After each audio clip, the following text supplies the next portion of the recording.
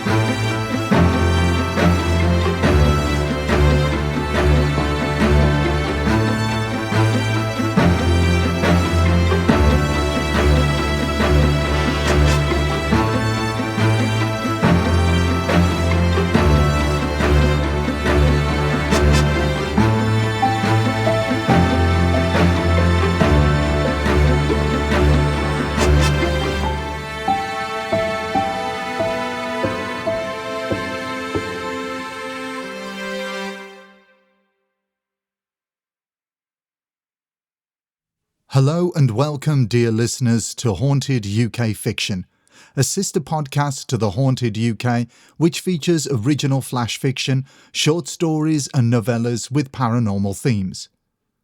All stories you will hear were written by a collection of talented writers, authors and storytellers, both independent and professional. In today's Haunted Holiday episode, we'll be reading the second part of a chilling story titled The Hollow Rooms, which was sent in to us by Ian Harris. If you haven't listened to part 1, we strongly suggest you pause this episode and go listen to it first. Now, get comfortable, grab a little something to sip on, perhaps cuddle up under a blanket to help offset the chills coming your way, and let's dive into the story. Chapter 4. Whispers in the Walls. Morning came brittle and bright, sunlight bouncing sharp against the frost. From the window of their suite, Ian could see the peaks gleaming white and the valleys stretched in silence, as though the world had been folded away into glass.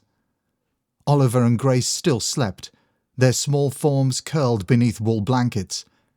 Ian and Liam sat at the little table near the hearth, mugs of coffee steaming between them. Neither spoke at first.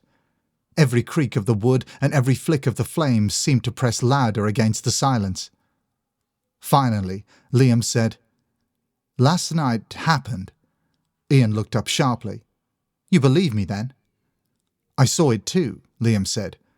His eyes were hollow, bruised with lack of sleep. The ballroom, the masks, the kids. His voice cracked and he shook his head. I don't know what it means, but it was real." Ian reached across the table, his hand covering Liam's. We get through this together. We always have. Liam gave a weak smile. Together. But before Ian could breathe relief, Grace stirred. She sat up slowly in her bed, rabbit doll clasped tight, and spoke in a voice still raw with sleep. "They want you to stop asking questions." Both men turned. Grace's eyes were open but unfocused, her words drifting like she wasn't fully awake. "They don't like it when you notice the changes," she whispered. "The rooms want you to play along. Pretend." Then her head lolled back onto the pillow. She was asleep again. Ian's skin crawled. They tried to push forward with the day. Families in the dining hall laughed over Christmas breakfasts of roast apples and cinnamon pastries. Fires crackled in hearths. A pianist in the corner played carols softly, his fingers stiff but capable. To anyone else, the Hollow Rooms was a grand winter retreat. Only Ian and Liam knew the truth. Beneath the glitter, the walls pulsed with something else. Oliver drew strange pictures on his napkin while they ate. A tree on fire, a ballroom filled with people whose faces were empty ovals. When Ian asked what it was, Oliver only shrugged. "Just what I see," he said. That night, the first real whispering began. It was faint at first, a susurrus in the vents, barely louder than the rustle of bedclothes. Ian thought it was the wind until the words sharpened. "Stay. Stay." He sat bolt upright, straining his ears. The sound came from behind the panelling, like voices moving through the bones of the hotel itself. Dozens of them, layered, rising and falling. Some wept, some laughed, some only repeated the same plea. "Stay with us." Ian crossed the room and pressed his ear to the wall. It throbbed faintly beneath his skin, warm as flesh. And then, from somewhere deeper, a child's voice whispered, "Daddy." Chapter 5. The Second Slip. The following evening they went walking in the long gallery beyond the library. The corridor was lined with tall windows, each framed in heavy velvet curtains. Outside, snow had begun again, flurries swirling so thick that the world seemed erased. Grace walked beside Liam, humming tunelessly. Oliver darted ahead, his footsteps echoing off marble. Ian tried to enjoy the moment, his family together, safe. But he couldn't shake the feeling that each window they passed showed not snow, but ash falling over black fields. When Oliver reached the end of the hall, he froze. "Dad?" "Look." Ian hurried to his side. Beyond the glass was not snow at all, but autumn leaves tumbling through firelit air. A group of children ran across the lawn, their costumes ragged, their faces hidden by masks. Lanterns swung from trees that had not been there before, their carved grins glowing bright. Halloween. Grace clutched Liam's hand. "It's happening again." The entire corridor rippled, the wallpaper patterns bending like water. The chandeliers flickered. The garlands of pine shriveled into black streamers, and then, in the span of a single blink, the Hollow Rooms was no longer dressed for Christmas. Pumpkins lined the floor. The glass of the windows rattled with the sound of distant screams. A strong smell of smoke rolled in, thick enough to sting their eyes. Ian grabbed Liam's arm, his voice shaking. "We have to get the kids back to the room, now." But the corridor had grown longer. No matter how fast they moved, the doors stretched farther away, retreating into shadow. Behind them, faint footsteps echoed. Dozens of them, chasing. Grace whimpered. Oliver clutched Ian's hand. The whispering rose again, layered voices swelling from the walls. "Stay. Stay. Stay." Then, abruptly, the lights steadied. The garlands were green again. The snow fell harmless outside. The doors were close. The hollow rooms had shifted back. But the memory of the voices lingered, lodged like thorns in Ian's chest. Chapter 6. Secrets in the Snow. The next morning, Liam found the journal. It was left on the small writing desk in their suite, bound in cracked leather, its pages yellowed with age. He didn't remember it being there before. Neither did Ian. Most of the entries were scrawled in frantic handwriting, dated decades earlier. Words slanted and broke off mid-sentence. Some pages were stained with what looked like smoke or ash. October 31st, 1926, one entry read, "The fire will not take us. We are safe in the rooms. The rooms keep us. The rooms keep us. The rooms keep us." Another later, "Christmas again. They come smiling, bringing their children. The walls remember. The walls are hungry." Liam slammed the book shut, his hands trembling. "This is proof," he whispered. "It's not in our heads. It's the hotel." Ian's mouth was dry. "Then what the hell does it want?" As though in answer, Grace looked up from where she was sitting at the hearth, stroking her rabbit's ear. Her voice was calm, almost dreamy. "It wants us to stay." Her gaze drifted to Ian's, and her eyes, just for a moment, weren't her own. They were hollow. Chapter 7. The Fire in the Records. By the seventh night, Ian had begun to understand something terrible. The hollow rooms did not merely shift its decorations, it shifted time itself. Liam had discovered the hotel's small library tucked behind a corridor lined with mirrors. Dust coated every surface, and the smell of old paper clung to the air like cobwebs. Yet it was warm, almost inviting, a deceptive calm after the terror of the slips. The two men pored over books and brittle newspapers, hoping for clues, anything that could explain the distorted Christmas-Halloween cycles. And they found it. The fire.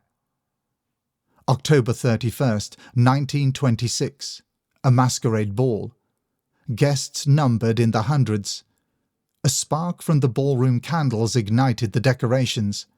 Flames spread faster than anyone could escape. Guests were trapped behind locked doors. Screams echoed through corridors as the blaze consumed the building. Many perished.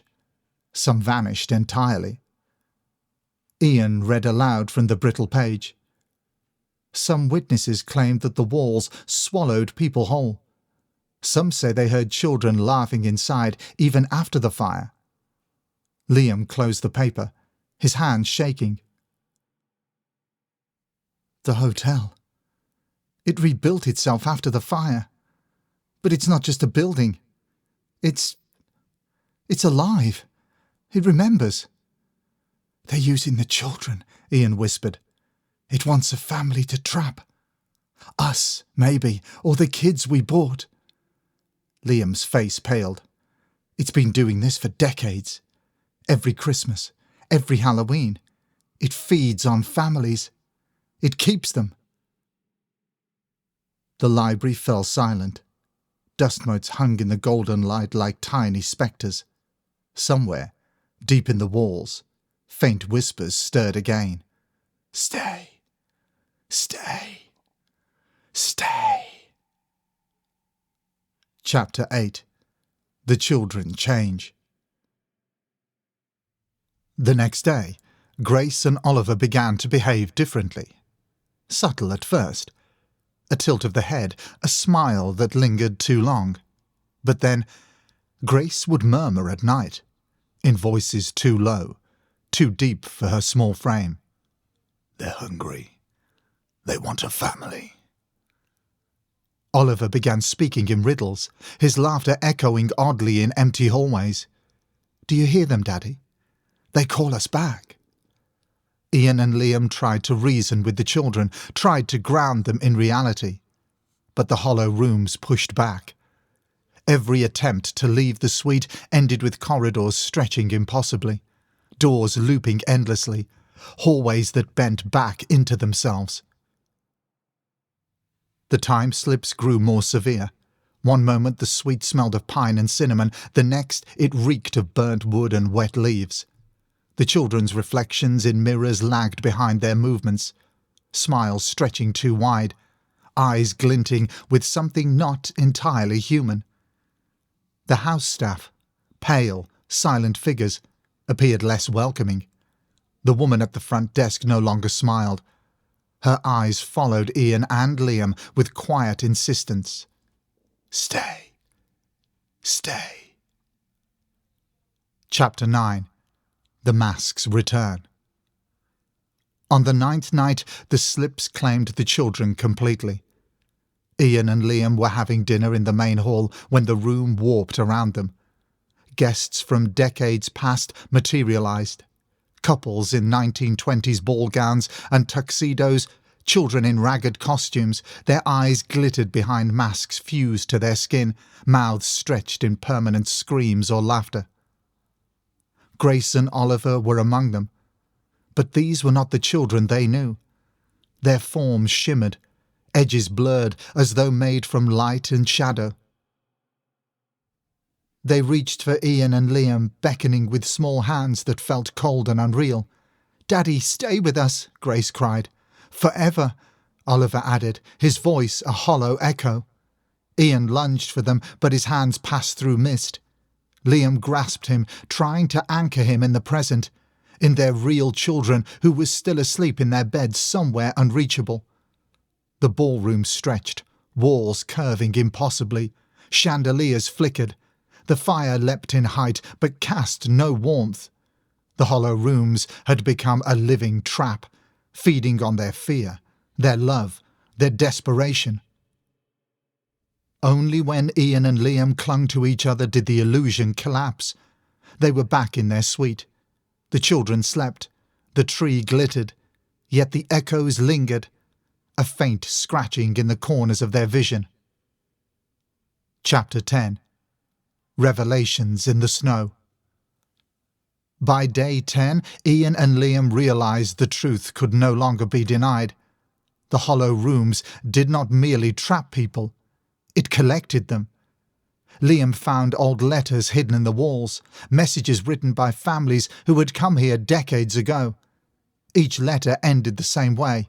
A warning they never sent. A plea never read. Do not trust the rooms. They will take you and your children. Time bends here, and you will be lost forever. Outside, snow fell again, but Ian could see through the white flakes. Leaves, amber, the flickering orange of fire. Time slipped around them like water. Past and present layered atop each other. Grace and Oliver began to speak with voices not their own, whispering secrets about the hotel. It remembers the fire. It remembers the screams. It wants us all.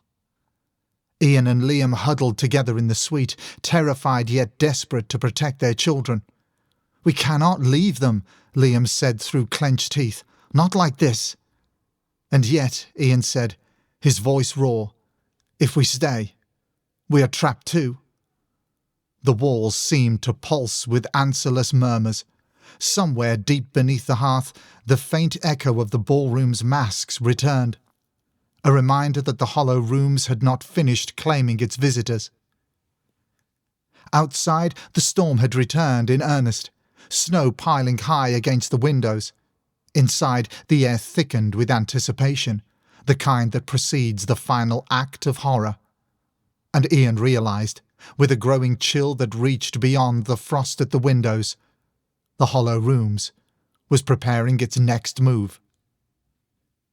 Chapter 11. The Children's True Faces. By the 11th night, Ian and Liam could no longer deny it. Grace and Oliver were not themselves. They moved in perfect synchrony, hands brushing invisible lines in the air. At times they spoke in voices that did not belong to them, low, echoing, threaded with a sadness no child could carry. Their eyes shimmered, reflecting more than the firelight. The ballroom, the flames, the endless masks of past families trapped in the hollow rooms. Grace whispered while brushing the piano keys in the suite's corner, though no notes sounded. "They want a family. Will you stay with us forever?" Oliver's laugh was hollow, a sound that twisted Ian's stomach. "They like you, Daddy. They like your love. It will last for eternity." Ian pressed his hand to his face, shaking. Liam pulled him close. "We can't fight this, Ian. Not without help. Some of them are gone forever." The hollow rooms responded to their despair. Walls warped, floors rippled beneath their feet, ceilings stretched upwards. Snow fell from invisible skies, settling atop jack-o'-lanterns that had appeared in the corners of the suite.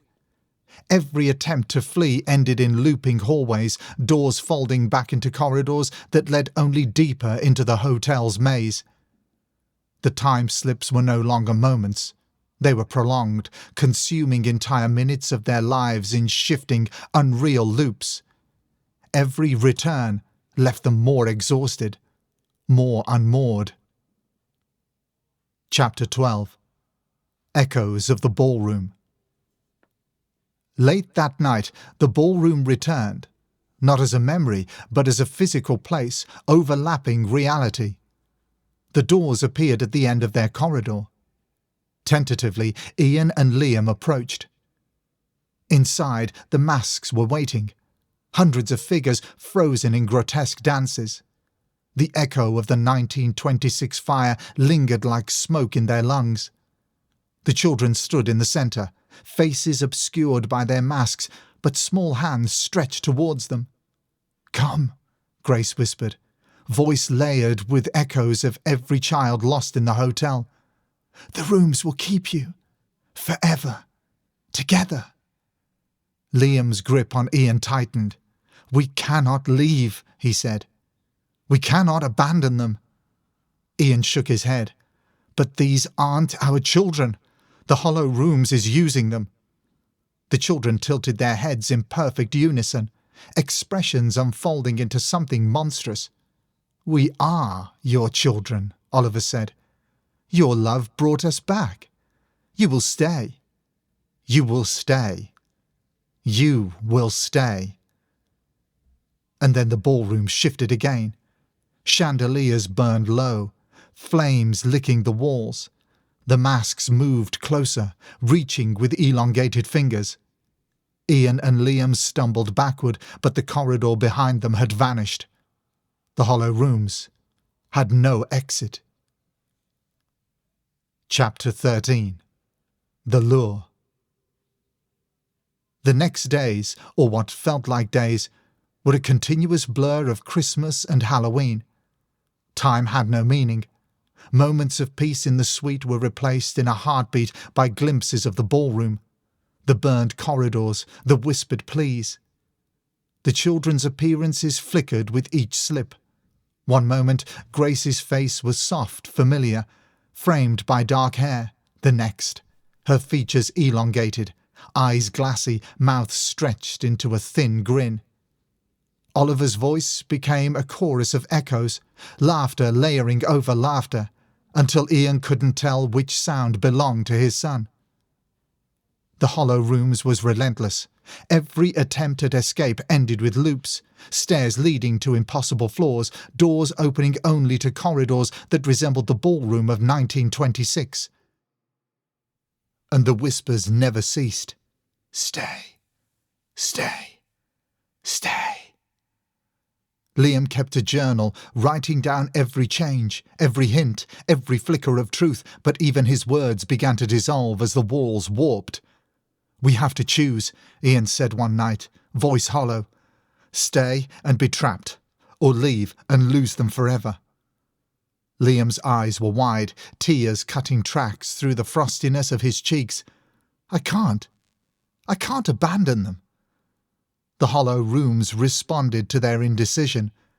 The children pressed closer in their illusions, holding hands, smiling and calling them home. Chapter 14. The Edge of Madness. By the 14th night, Ian and Liam were fractured, exhausted, their minds slipping alongside the hotel. The children's whispers had merged with those of past victims, a chorus of longing and despair that echoed through the walls. Grace and Oliver no longer fully resembled themselves. Their faces were slightly translucent, eyes dark and glinting with the reflections of past fires. Their small hands reached endlessly toward Ian and Liam, pulling them closer into a reality that was not reality. The hollow rooms pulsed with hunger. Every heartbeat of the hotel reverberated in the chest of Ian, every whisper scraping across his skin like fingernails. "Ian," Liam whispered, voice trembling. "They're not them. They can't be them. But I can't let go." Ian held him close. "Neither can I. But we must understand, or we'll be lost too." The walls trembled, the chandelier above the hearth cracked, pieces falling into the shadows. A draught of scorched air filled the room. Outside, the snowstorm raged, though through the windows Ian could see flames licking at the distant trees that shouldn't exist. And then the children stepped forward, shadows stretching longer than they should, hands entwined. "We are your family," they whispered. "Stay with us, forever." Ian and Liam knew, in that unbearable moment, that the final choice had arrived. Chapter 15. Christmas Eve. The 15th night was Christmas Eve, but the hollow rooms had ceased pretending. Snow and pine no longer masked the rot beneath.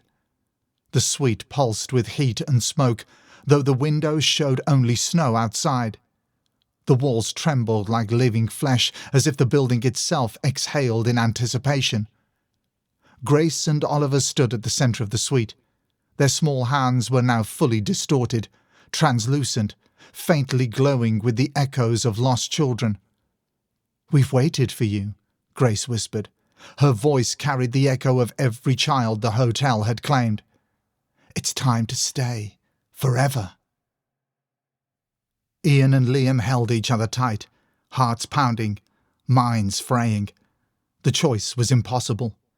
Escape meant abandoning the children they had brought, perhaps forever.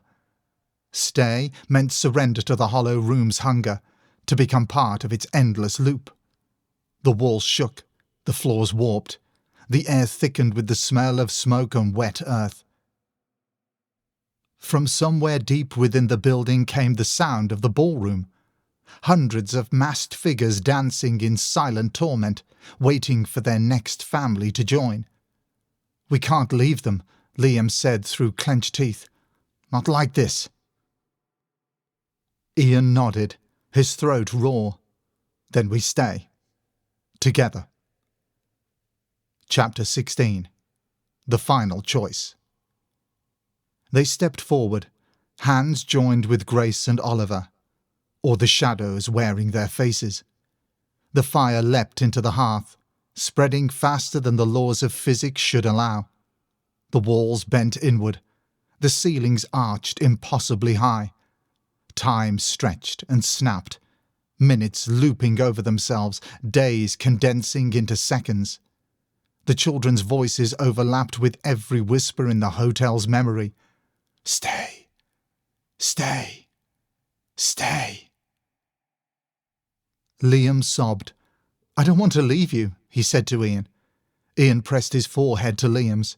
"Then we don't. We stay together." And in that instant, the hollow rooms claimed them. Not violently, but with the inevitability of inevitability itself.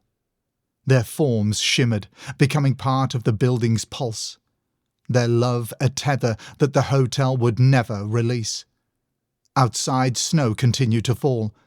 Through the windows, the forest stretched serene and white, hiding the fire, hiding the shifting corridors. hiding the endless masquerade inside. Chapter 17. The Fire Consumes. The ballroom erupted into spectral flames, the echoes of 1926 overlapping with the present. Masked figures shrieked silently. Children reached with impossibly long fingers, and the echoes of Ian and Liam's vows to each other resonated through the walls. Grace and Oliver's forms solidified in the flickering light, their faces at once their own and not. They smiled at their fathers. "We are together," Grace whispered. "Forever," Oliver added. Ian and Liam pressed them close, feeling the fire lick the edges of their vision, the heat and the cold of countless Christmases and Halloweens melding into a single, unbearable reality. And then the building fell silent. The fire outside had burned nothing. Snow covered the hollow rooms, pristine and undisturbed. However, inside, the hotel had its family. Its echoes moved through the walls, through the floors, through the portraits and mirrors. Ian and Liam, Grace and Oliver, were gone from the world, present only in whispers, in shadows, in the memory of those who dared enter. Epilogue. The Hollow Rooms remains. Weeks later, the Hollow Room stood empty on the mountainside, inviting and immaculate, its spires gleaming in the winter sun. New guests arrived, families in search of Christmas cheer, unaware of the building's hidden hunger. Inside, if one pressed an ear to the walls, they could hear soft laughter, whispers of love and terror intertwined. We are together. Forever. We stay. The hotel would wait, patient and eternal, collecting families, bending time, feeding on hope and love, leaving only echoes. And within those walls, Ian and Liam held their children close. They had stayed. They had chosen love. And in doing so, they had become part of the Hollow Rooms, its heart and its story. A Christmas tale, twisted into horror. A family trapped in time. Forever. That brings us to the end of this episode and completes the story of The Hollow Rooms by Ian Harris. We truly hope you enjoyed this terrifying tale, and stay tuned to the Haunted UK Fiction podcast for more of Ian's stories, as we have some up for release in future episodes. Ian's contact information can be found in the show's notes. If you have an original story that would send a chill down our spines and you would like to submit it for review, simply send it in to hauntedukfiction@hotmail.com. That's hauntedukfiction@hotmail.com. Until next time, stay safe and take care.